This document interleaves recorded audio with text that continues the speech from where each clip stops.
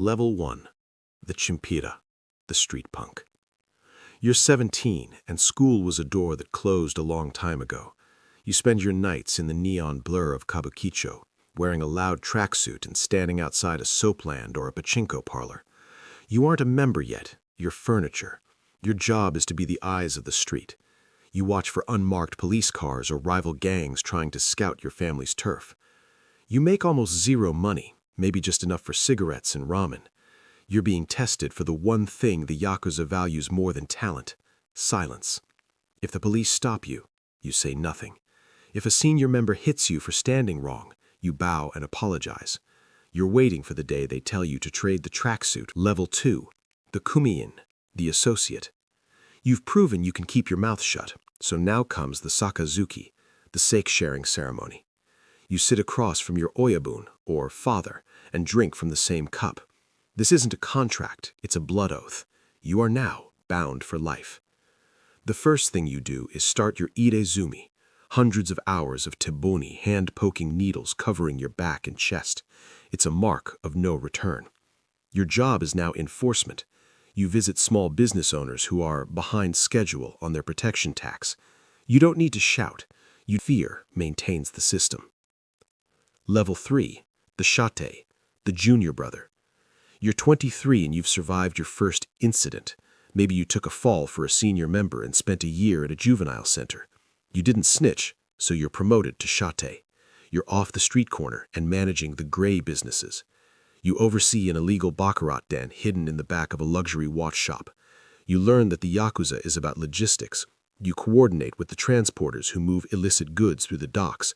You're making real money now, enough to buy your mother a house, though you tell her you're in import-export. But you also realize you're now a verified member in the police database. You can't even open a bank account in your own name.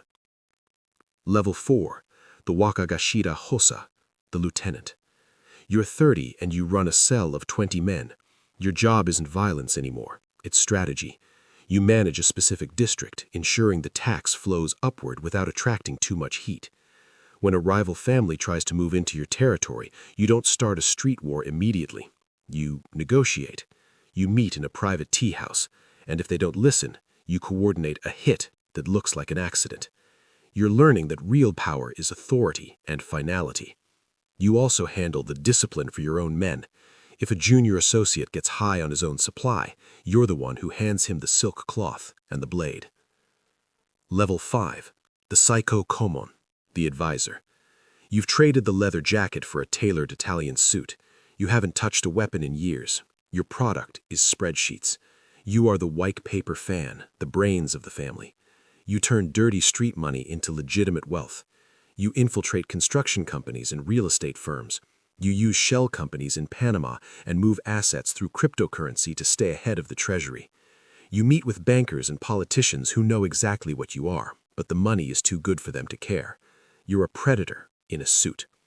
You have multiple passports and offshore accounts because you know that valuable today means liable tomorrow. Level 6. The Wakagashira, the captain. You are the second in command of the entire syndicate.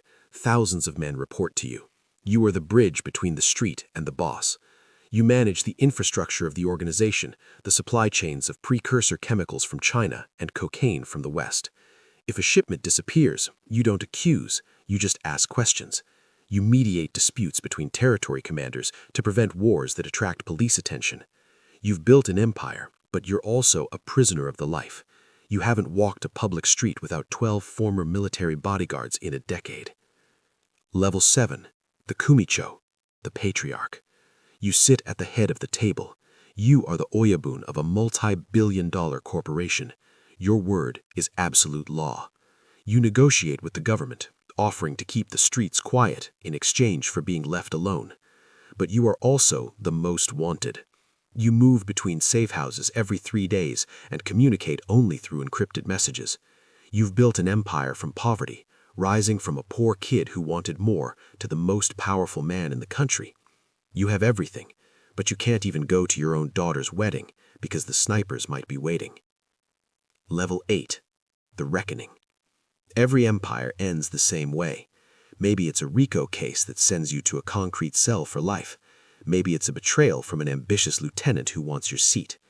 Or maybe, in modern Japan, it's just the slow death of the organization. The laws tighten, the bank accounts are frozen, and the younger generation doesn't care about the 36 oaths anymore.